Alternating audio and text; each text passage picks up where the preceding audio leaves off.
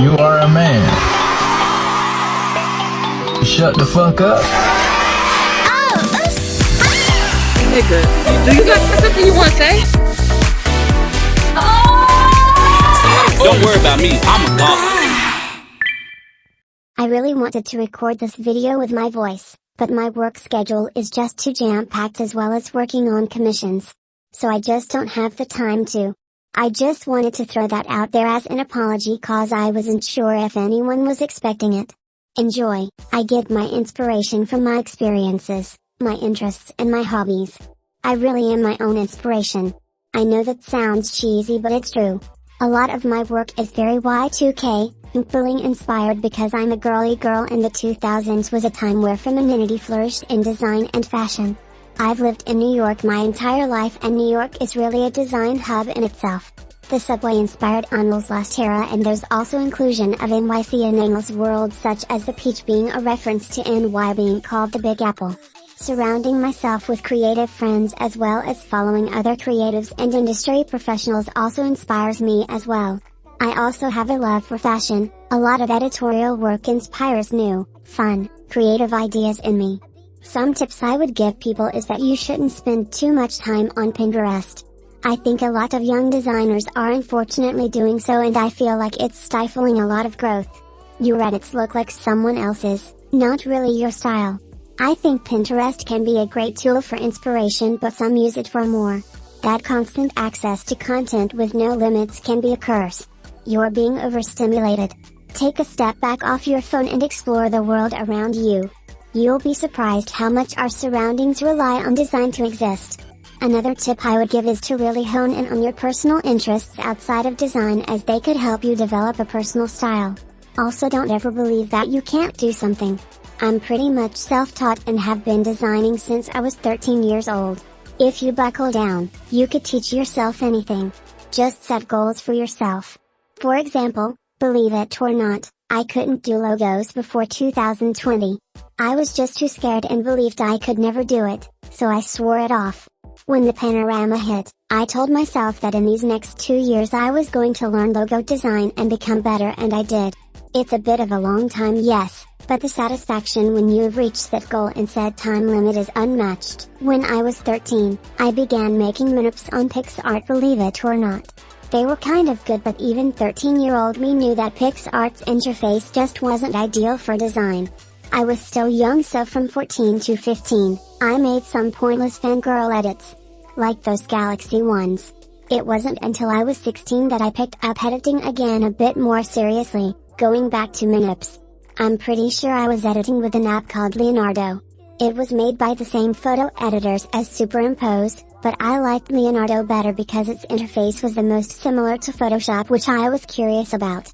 At 16, I had a fan account for the OMG girls and I got super popular in that fandom for my edits. Someone had told me that I should consider going into graphic design. That was the first time I ever heard of what it even was. This was in 2015, I luckily got into a graphic design elective at my school where I got to edit using a laptop in Photoshop for the first time. From then on, I began mixing my editing between phone apps and a laptop. I was basically trying to transition into photo editing on a laptop like a big girl. I've always done photo editing, it's what intrigues me the most in design. However, over the years, I began to set goals for myself to learn and do other aspects of design as well. After 2 years, I feel comfortable with logo design. So now I have a new goal for the next few years. This is a tricky question because I see myself as a person who wants to be behind the camera, behind the star rather than in the spotlight. I would go cute, because I have a bubbly and girly personality. I'd want that to shine through with my solo debut. Not sure what I would do sound-wise, drum and bass feels like it would suit me the most. Something close to DD by Alice Vicious. I have no idea what concept I do because as y'all have seen, when I do a concept, I do the most and every little detail has to be thought out. For the music video, I would enlist my best friends Xu and Nova because I feel like I would suck putting together a vision for a music video. All I could say is, I would have more than one music video. I would want one of them to be in a cheesy romance format. It would be a nice homage to my love for romances and rom-coms, as well as dive into how I was a hopeless romantic for years who were in relationships riddled with serious problems. I'd explore all sides to love in a way I feel most mainstream artists haven't touched on yet. It would reference a bunch of movies deemed chick flicks. For styling I'd also consult Nova and my best friend Ari cause they know me the best.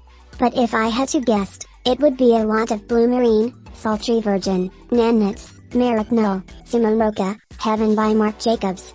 I'd probably want to be styled by Choi Yumi, who styles New Jeans, or Anna Park, who styled Joy for her solo. Pink would honestly be the main color of the solo, as pink is my favorite color and a color people close to me have come to associate me with.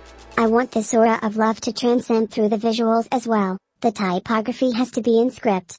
Like a nice, lovey-dovey, dopey script. It would also include a lot of bunnies and butterflies. Butterflies because butterflies have always been insects I enjoy since I was a kid. They inspire me a lot. Angel's whole concept is based off butterflies.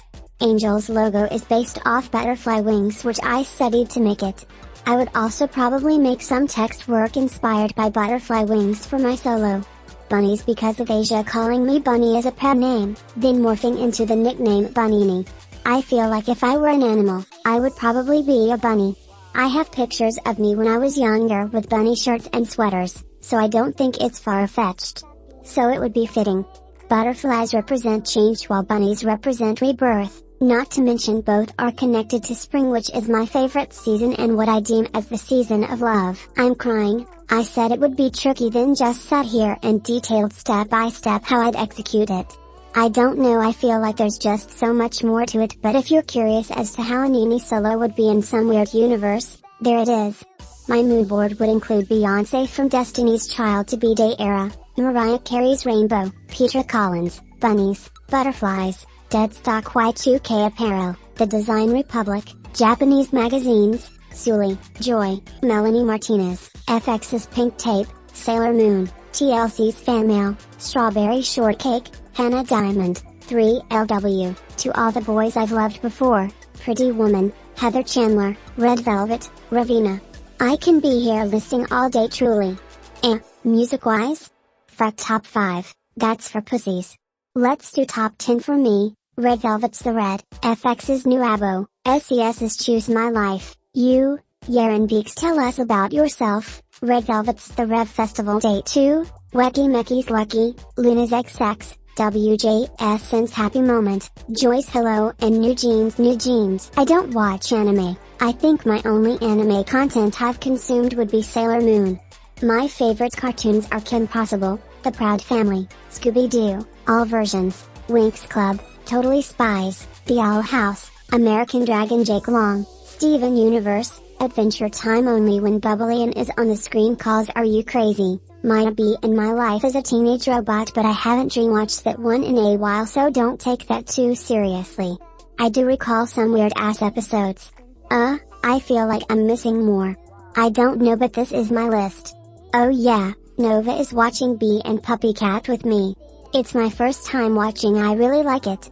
There's so many techniques and weird habits that I honestly despise, to be honest. I hate square formatted teasers, they will literally never look good, and I don't see the point in doing them specifically for Instagram. Instagram has changed so much in these past few years. There's so many interesting ways to go about an era's rollout than posting square formatted designs. Etsy is the biggest culprit of this. It pisses me off so bad cause it looks so cramped and design is never good. I dislike when the logo is displayed across the concept pictures like Luna did for Flipit and I did for Eve Summer. Like, I feel like it immediately makes the photo look tacky and also ages it badly. There's something very pleasing about just letting the photos speak for themselves if the photography is that good. SM and Ardor does that, which I praise. Photography is an art form on its own. Sometimes we don't need design to enhance what's already perfect. Let us focus on the photo, not a billion watermarks with fonts that are boring or downright ugly to begin with. Nitpick, but I also dislike any sort of brushstroke calligraphy. Etsy has done it with sneakers, Crazy in Love and Wannabe. I just can't get down with it. It always feels cheesy to me because brushstroke fonts were like a big thing when I began editing. I was 15. Girl, I'm 23 now. Let that shit go, I'm crying. Oh my god, why I almost forgot. I fucking hate scrapbook editing, collage work and concept photos because K-pop designers seem not to understand how to do it right. I'm looking at Yusomi and ITZY. They always do some chunky lines and shit and it drives me mad, like dude, just leave it alone. The only one who has done it right was Rosé with RFX with Pinocchio, New Jeans with their debut and Red Velvet with Perfect Velvet. The rest of the sons are so piss poor bad it's insane. I can name at least half of them off my mind right now. Twice as Fancy You, ITZY's Sneakers, G-Idol's I Never Die, Luna's Luminous and Kepler's Double right off the top of my head. Your shit sucks. Get a new graphic designer for the love of God. Lastly, I really cannot emphasize how that milky skin edit bullshit that K-pop keeps trying to make happen in concept pictures will never eat. You look like a ghost and your nose has disappeared. Congrats. The way K-tube works is that you pick idols who have the content to match your concept. There wasn't any deeper meaning to the face claims chosen. I don't stan any boy groups. I will never stan men. I do enjoy SHINee and NCT's music. I haven't heard of EXO's music outside of Obsession, Coco Bop, and Love Shot. Love Shot was EXO, right?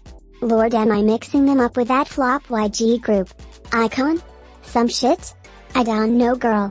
I used to like TXT's music until they decided to cosplay as 5 Seconds of Summer like OK. Minnesota was the last project I enjoyed from them. No, I would never do a podcast. I have an accent and slight speech issues. It would make me feel insecure when people point it out. I only did them for my YouTube channel cause that was like venting for me. Didn't feel very podcast-like. I don't think those videos are YouTube Premium exclusives. If they are, please tell me cause I have no clue.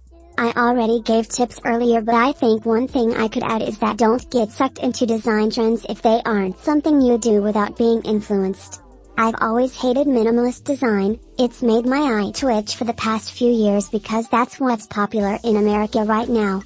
However, the tide has begun to turn and maximalism is being appreciated.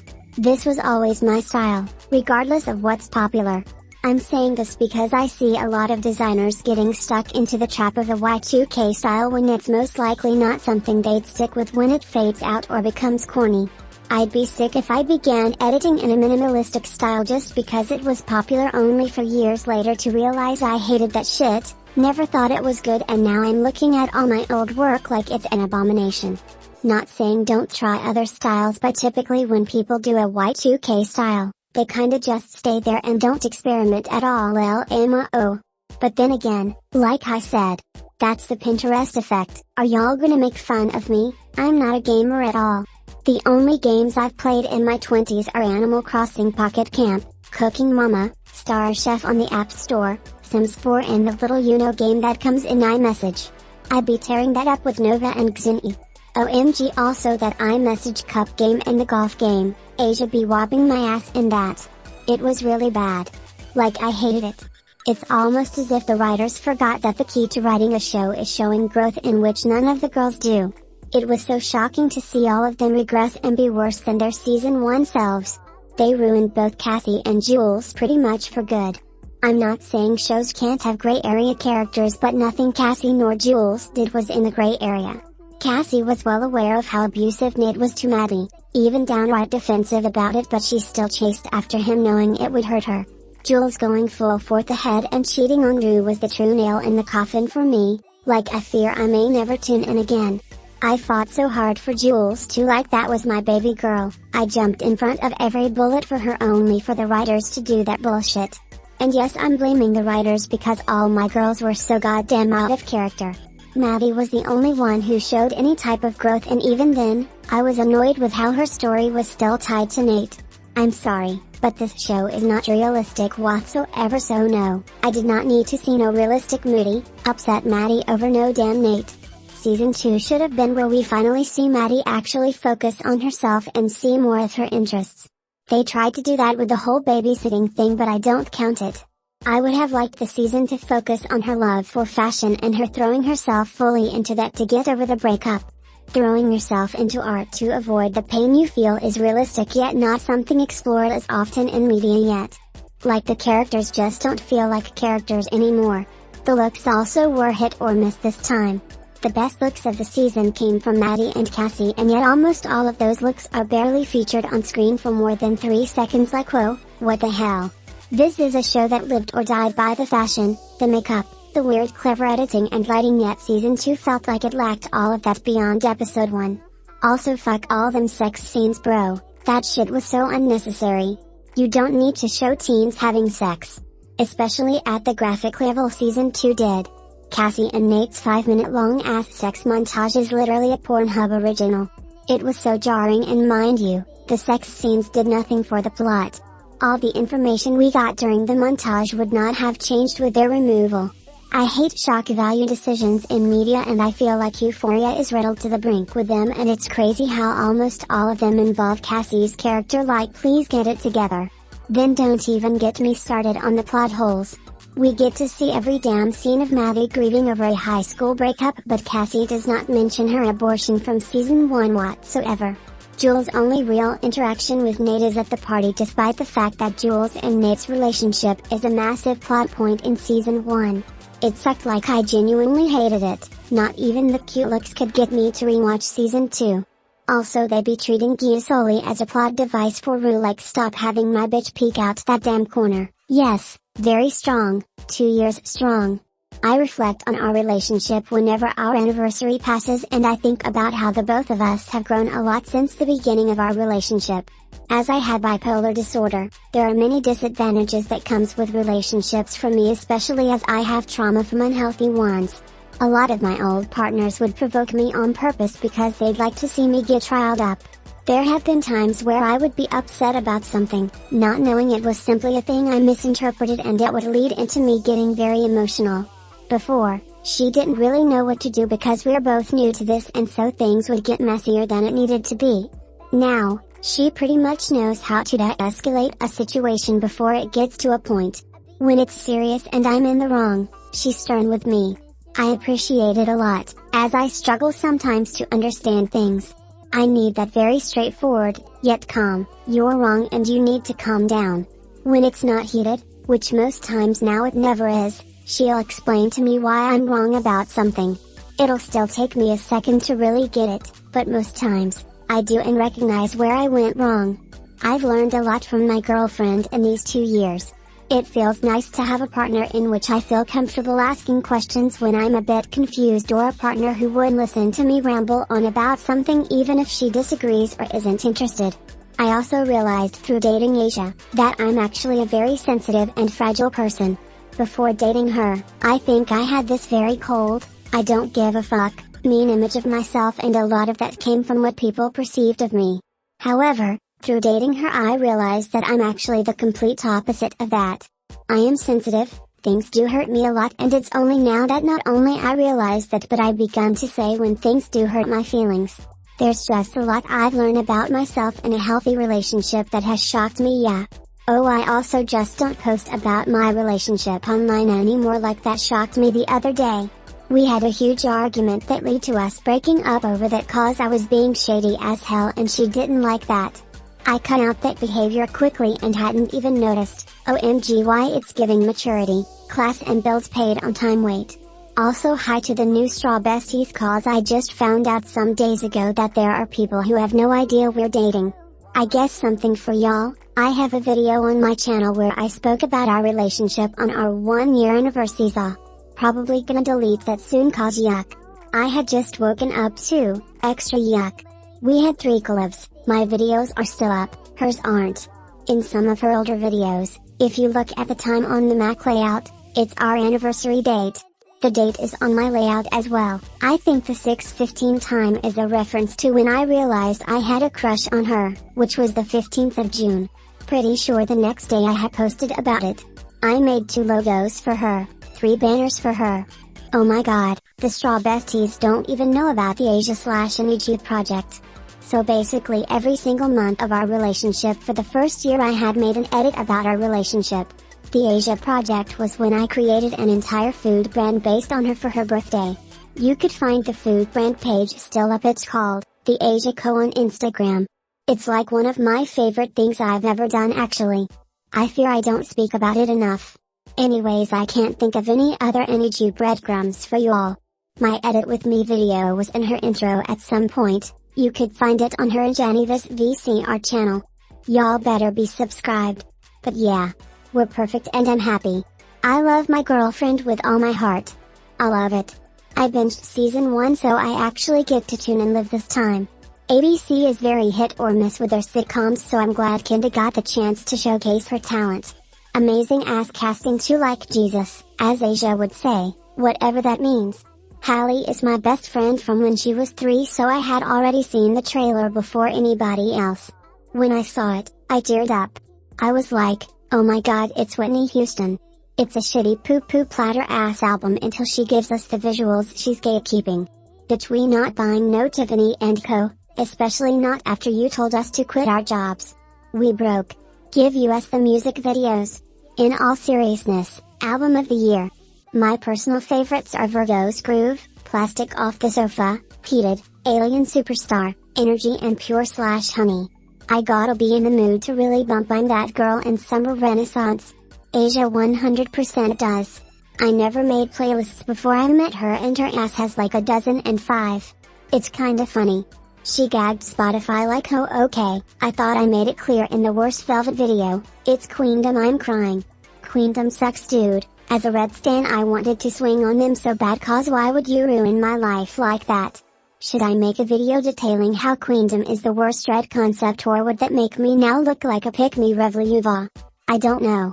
Yes, I was spoon-fed by Asia and Nova.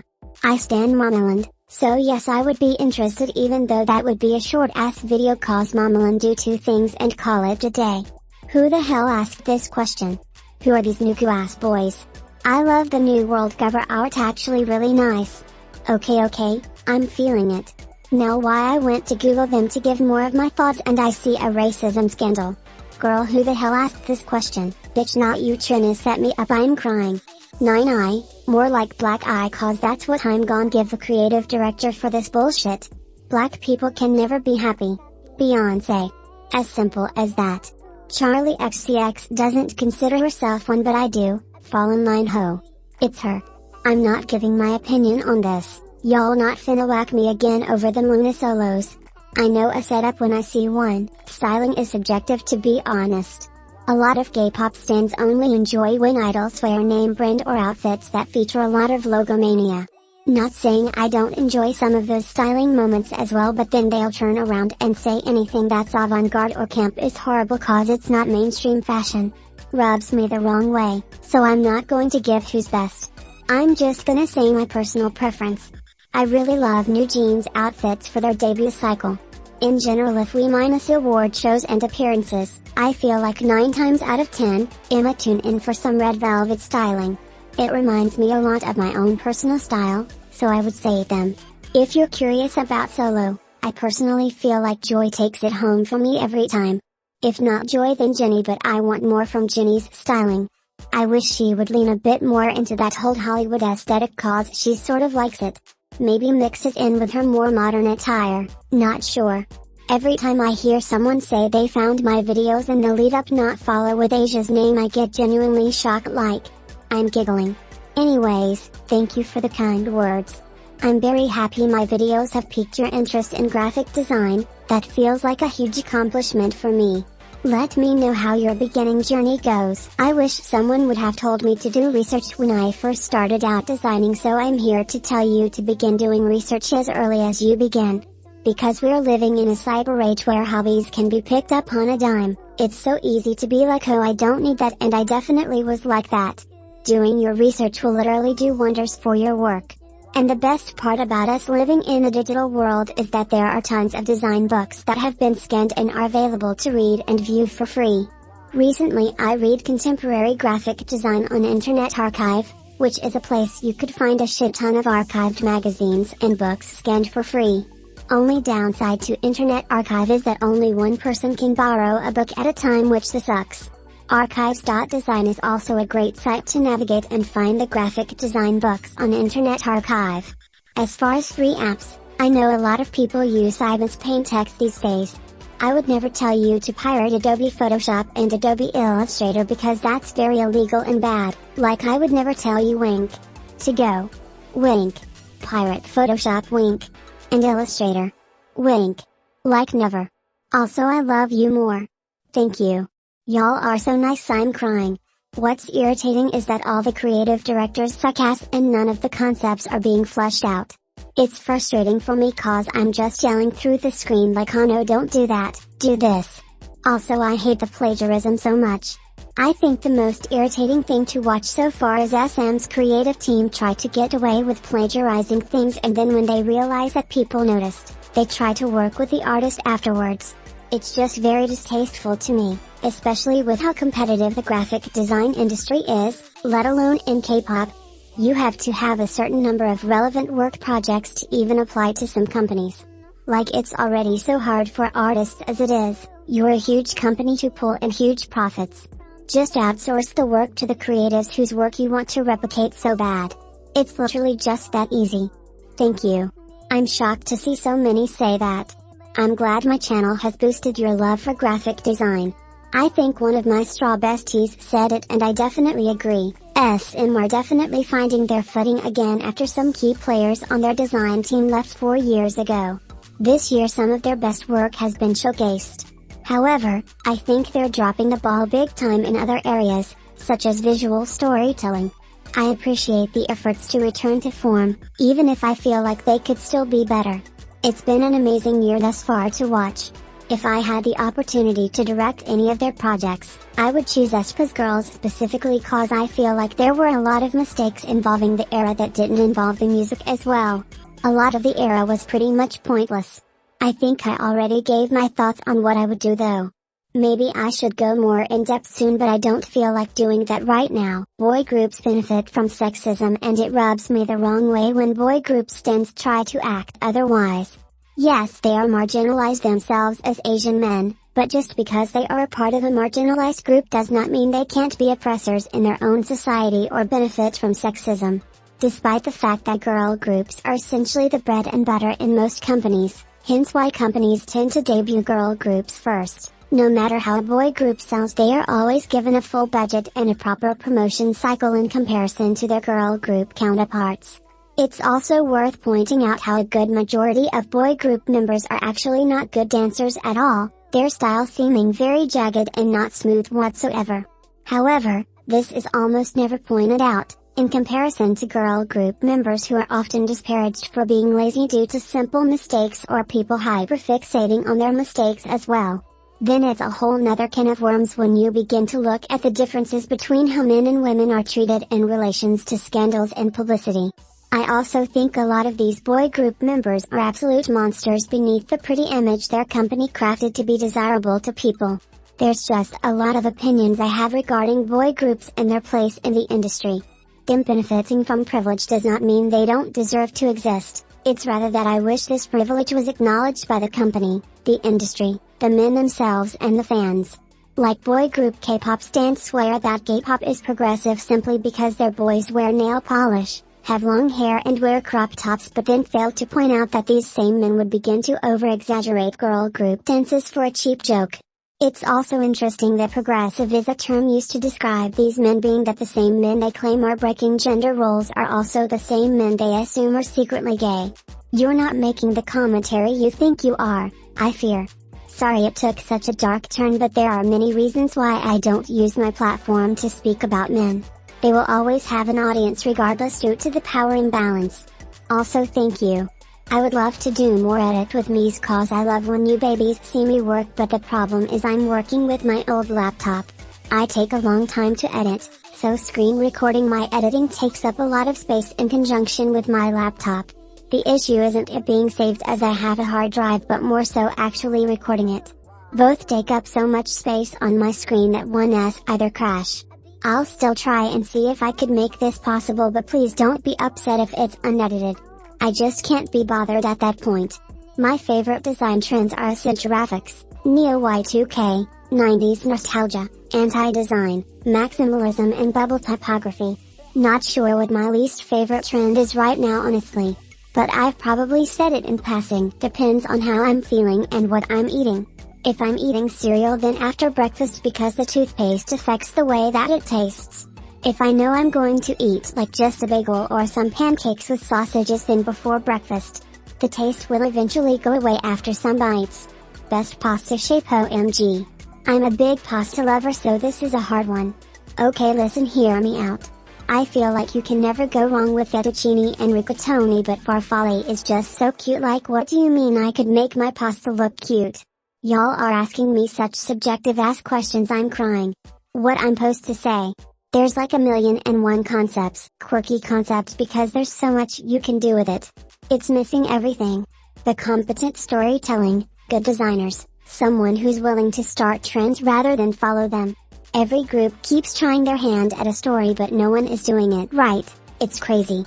I just feel like there's too many talented artists in South Korea for these uninspiring eras that K-pop groups have in fourth general. I mean, we're 5 years into this generation, and yet the album with the most defining art direction of its generation is New Jeans.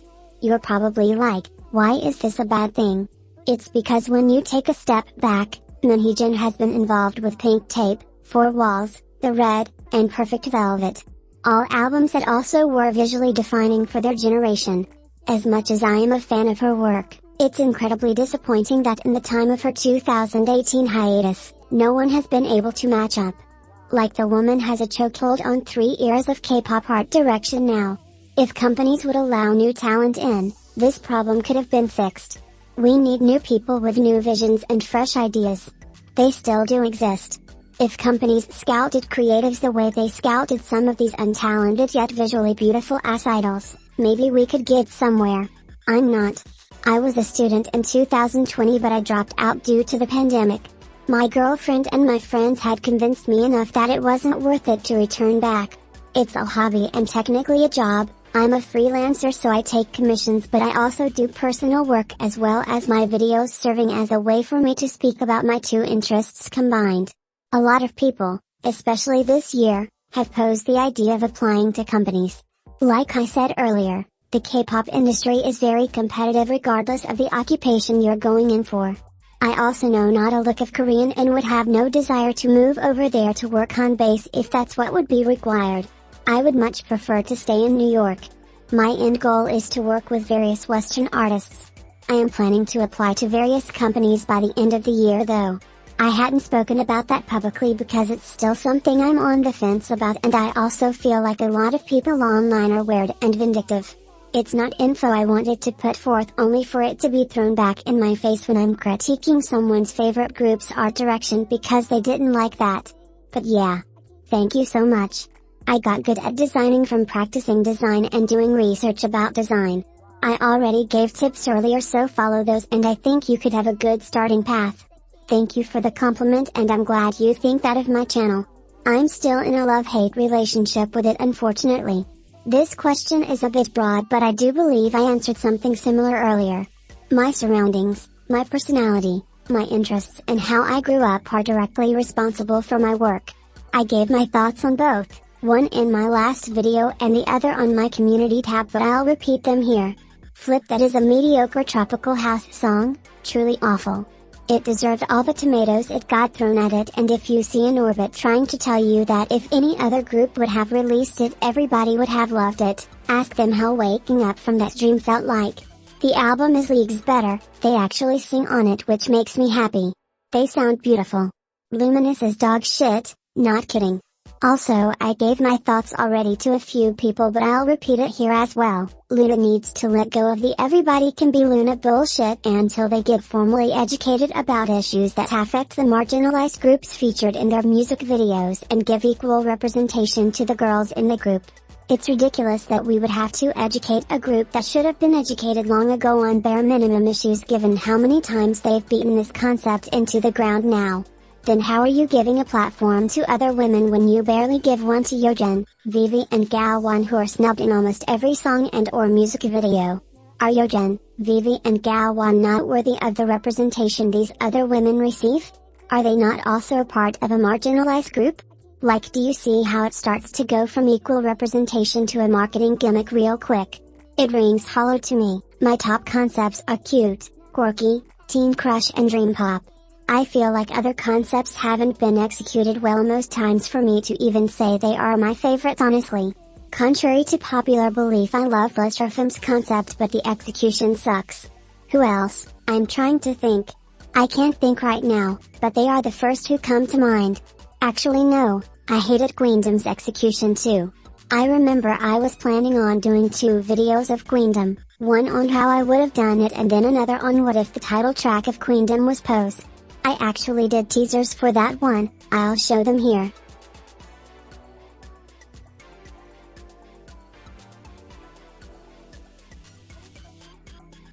Seulgi was the only one who impressed me thus far. I think what Chaeyoung is doing is cute, but something about the entire thing feels very low budget in an unintentional way.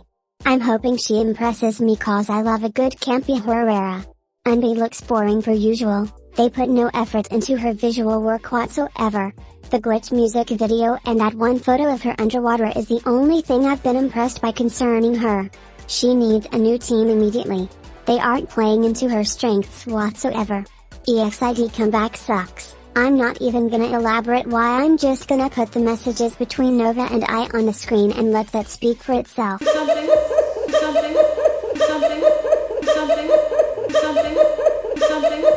I don't care about Dreamcatcher, I do not listen to their girls' music. I think their music videos suck a lot and y'all overstate how artistic they are.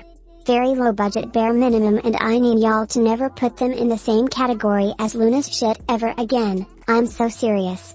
I also just hate rock music as a whole, so never expect any Dreamcatcher praise from me. I did like their Love Stealer photo book though. Cute. But yeah, never excited for a Dreamcatcher comeback. Even when they work with talented people, I feel like their shit still sucks, like whoa. Like how on earth do you make mwuah_gung's work look boring? They need to be jailed. ITZY's Japan team is so nuku, I love it. They never have a budget and it always results in something great. I really don't know what to tell you. Love them, they truly my family. Nobody tuning in for them Angel Girls cause they suck, and I'm so serious. Also Idol's comeback I'm conflicted on. I think I like certain aspects of it thus far, but I would have used some different techniques. Those first concept pictures they posted were simply awful. The rest have been progressively better. I enjoy their I Never Die visual work a bit better though. I guess we'll wait and see. I doubt I'll ever do a dedicated review on Idol though. I've never genuinely disliked a group like I dislike them truly. My dream job and goal is to be a graphic designer, as that is what I'm most skilled in. However, if we're speaking about impossible dreams, I would want to be a creative director in the music industry. I enjoy doing graphic design of music, food and fashion, so I feel as if I would adjust to either industry in comparison to being lead on a team in musics. If we're speaking about treat as in take them out to brunch, then none. I have no desire to meet any K-pop idols given their track record when it comes to racism and colorism. I'd buy the donuts and eat them myself, lol. It's nice that you like Haram enough to buy her some donuts though. I almost forgot how that song sounded. Great song. But Jolly Jolly is their best song. I don't care. Current Tibber pet peeve is that a lot of Tibbers learned that MPulling and Y2K are two different niches of the 2000s and they've become the most annoying people about it. I'm here to tell you, as someone into design and loves fashion, I truly do not give a fuck if you call something Y2K that's actually MPulling. Like, it's really not that serious, and I understand what you're trying to say. You're trying to just say the 2000s in general, which anyone with common sense would know. It's beginning to give girl boss, gaslight, gatekeep. That being said, Y2K is late 90s to early 2000s. If you say that New Jeans is more MPulling than Y2K, you're wrong. Attention is quite literally a modernized version of late 90s R&B. New Jeans also utilizes a lot of late 90s web design. However, let me educate you further.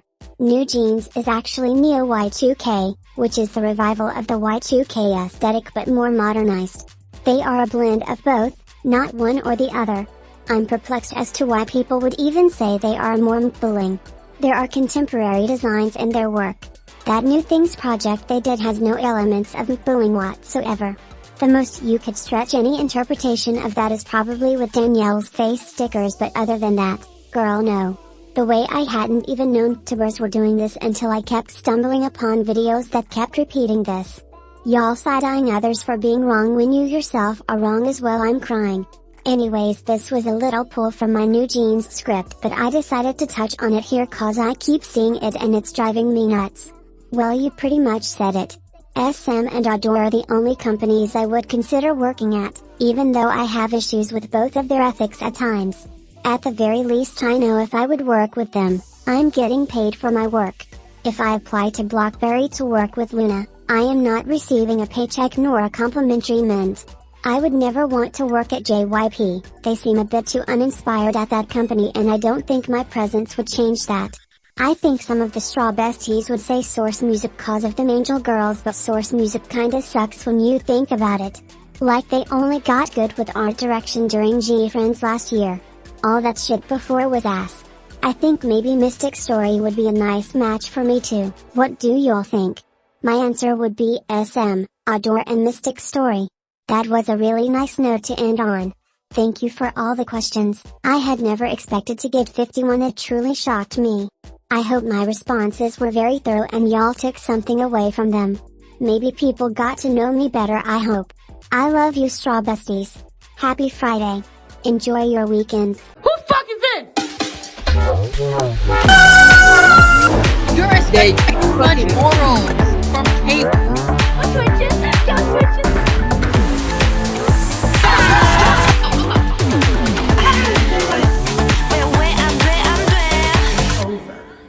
It's over. That's it, okay? That's all I gotta say.